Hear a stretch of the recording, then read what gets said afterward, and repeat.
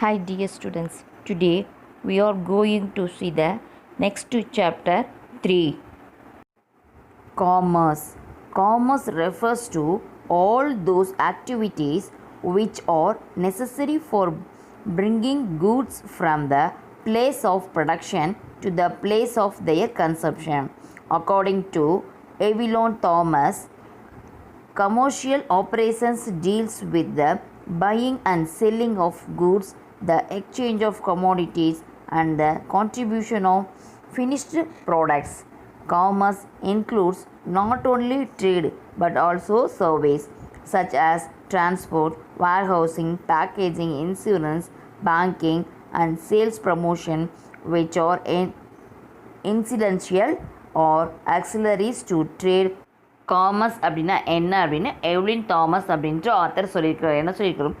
Commercial operation deals with buying and selling of goods, the exchange of commodities and contribution of finished products. அதாவது வாங்கிறதுக்கும் விற்கிறதுக்கும் உண்டான வணிக நடவடிக்கை தான் என்னன்னு சொல்கிறாங்க காமர்ஸ். அதை பொருளை பரிமாற்றம் செய்கிறது. எந்த மாதிரியான பொருளை? முடிவுற்ற பொருளை, ஃபினிஷ்டு ப்ராடக்டை எக்ஸ்சேஞ்ச் பண்ணிக்கக்கூடியது தான் என்ன அப்படின்னு பார்த்தோன்னா commerce. Next, trade. Trade is an essential part of commerce. The term trade is used to denote buying and selling. Trade அப்படின்றது எதை குறிக்குது அப்படின்னு பார்த்தோன்னா பையிங்கையும் செல்லிங்கையும் குறிக்கக்கூடியது. It helps in making the goods produced available to ultimate customers. கூட்ஸை யாருக்காக produce பண்ணுறாங்கன்னு பார்த்தீங்கன்னா available to ultimate customer or user. கஸ்டமர்னு சொல்லலாம், யூசர்னு சொல்லலாம். Then next one, transportation. Selling all the goods produced at or near the production place is not possible. Production பிளேஸ்க்கு பக்கத்துலேயே அந்த ப்ராடக்டை சேல்ஸ் பண்ணுங்கிறது பாசிபிளே கிடையாது. Hence goods are to be sent to different place where they are demanded. So அப்போ இதில் என்ன சொல்லியிருக்காங்கன்னா கூட்ஸை என்ன பண்ணுறாங்க, டிஃப்ரெண்ட் பிளேஸ்க்கு சென்ட் பண்ணுறாங்க டிமாண்ட் இருக்கிற இடத்துக்கு. த medium which move men and materials from one place to another is called transport. So goods மட்டும் இல்லாமல் மென் மெட்டீரியல் எல்லாமே ஒரு இடத்துலேருந்து வேறு ஒரு இடத்துக்கு மாற்றக்கூடியது அப்படிங்கிறது என்ன அப்படின்னு பார்த்தீங்கன்னா transport. This is called a transportation. Banking.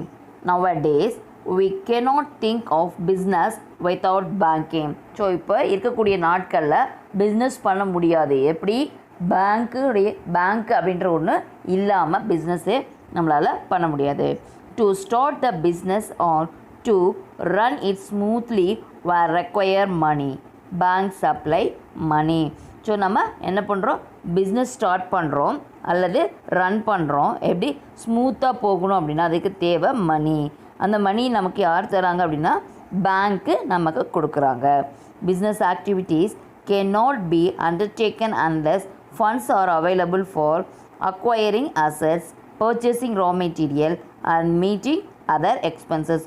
Business ஆக்டிவிட்டிக்காக அவங்க என்ன எடுத்துக்க மாட்டாங்க, அதனுடைய cannot undertaken எடுத்துக்க மாட்டாங்க. அவங்க எதை அப்படின்னு பார்த்தோம்னா acquiring assets, purchasing of raw material. So இதெல்லாம் அவங்க எடுத்துக்க மாட்டாங்க. Next one, insurance. Business involves various types of risk. So ஒவ்வொரு பிஸ்னஸ்லேயும் நிறைய விதமான ரிஸ்க் இருக்கும். Factory building, machinery, furniture extra இந்த மாதிரி நிறைய இருக்கும். must be protected against fire. இதெல்லாம் என்ன, மெஷினரி அதெல்லாம் என்ன, ஃபர்னிச்சர், இதுக்கெல்லாம் எது ப்ரொடெக்ட் பண்ணுறாங்க? Against fire, theft and other risk. So fire வராமல் இருக்கவும். ஸோ திடீர்னு ஃபயர் வந்துச்சுன்னா நம்ம என்ன பண்ண முடியாது, அதை காப்பாற்ற முடியாது. தென் திருட்டு போயிடுச்சுனாலும் நம்ம என்ன பண்ண முடியாது, பாதுகாத்துட்டு இருக்க முடியாது.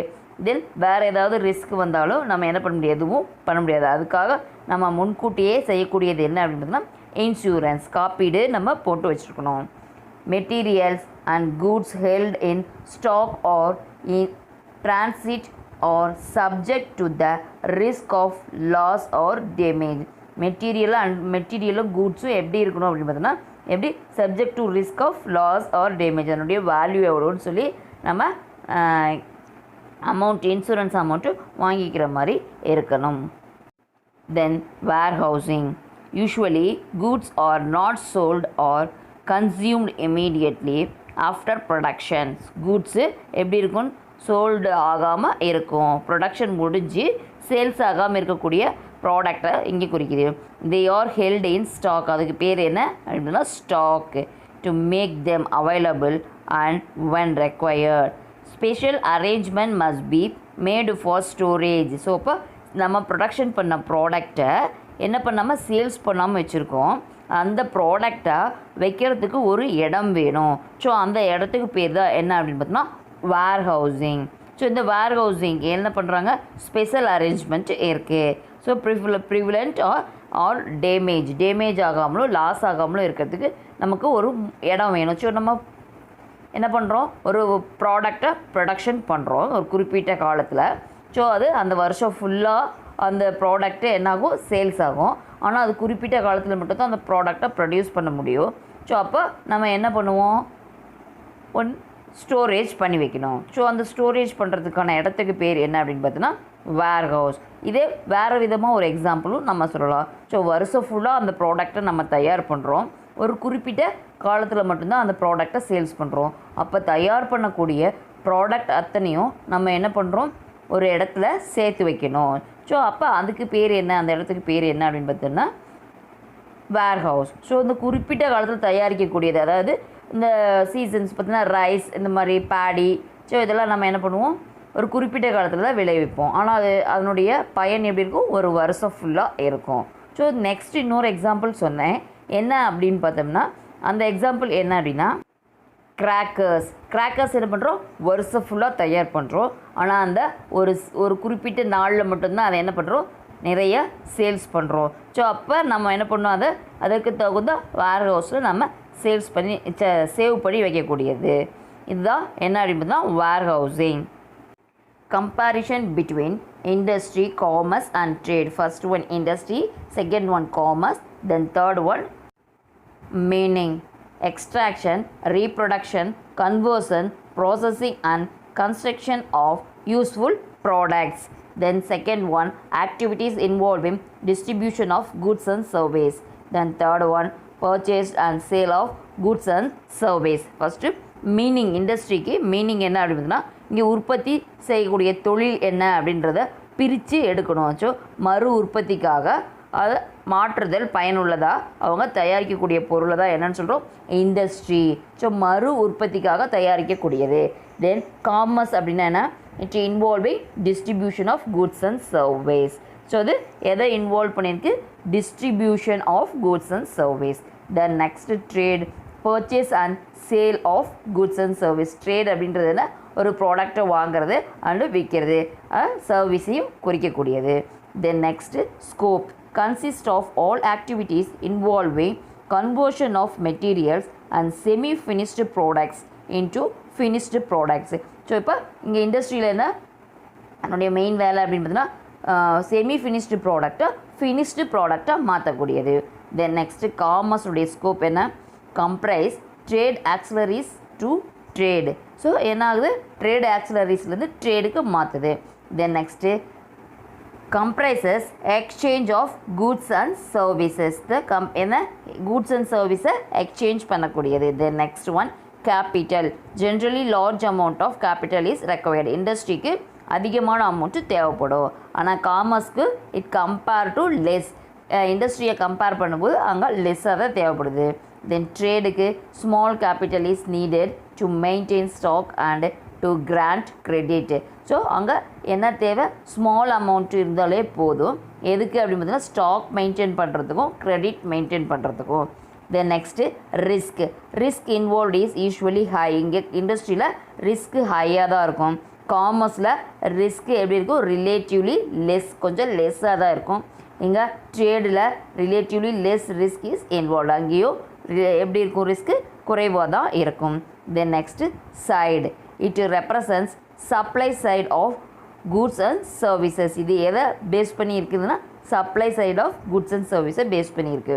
காமர்ஸ் எதை பேஸ் பண்ணியிருக்கு அப்படின்னு பாரு, டிமாண்டு அங்கே காமர்ஸில் நமக்கு என்ன தேவை, டிமாண்டு தான் அதிகம் தேவை. எந்த அளவுக்கு டிமாண்ட் இருக்கோ அந்த அளவுக்கு ப்ராடக்ட்டை நம்ம என்ன பண்ண முடியும், சேல்ஸ் பண்ண முடியும். It represents demand side of goods and service. Then trade எதில் இருக்கும் அப்படின்னு it represent both supply and demand. ரெண்டையுமே பேஸ் பண்ணியிருக்கோம், சப்ளையையும் பேஸ் பண்ணியிருக்கோம், டிமாண்டும் பேஸ் பண்ணி இருக்கக்கூடியது. Then last one utility creation. So based on இண்டஸ்ட்ரியில் எப்படி இருக்கும், it creates form utility by changing the form or shape of materials. இந்த எப்படி கிரியேட் இருக்கும், changing the form or shape of material. So ஃபார்மோ அல்லது ஷேப்போ அங்கே சேஞ்ச் பண்ணக்கூடிய மாதிரி இருக்கும். தென் காமர்ஸில் எப்படி இருக்கும், it creates place utility by moving goods from producer to consumer. அது ப்ரொடியூசர்கிட்டருந்து கன்சியூமருக்கு சேஞ்ச் ஆகக்கூடிய, மூவ் ஆகக்கூடியது தான் இங்கே யூட்டிலிட்டி கிரியேஷன். தென் ட்ரேடில் it creates possession utility through exchange. இது எப்படி இருக்கும், எக்ஸ்சேஞ்ச் பண்ணுறது மூலமாக இந்த யூட்டிலிட்டி க்ரியேட் ஆகுது. These are all the comparison between industry, commerce and trade. Now completed the chapter 3. Okay dear students, we will meet in next class.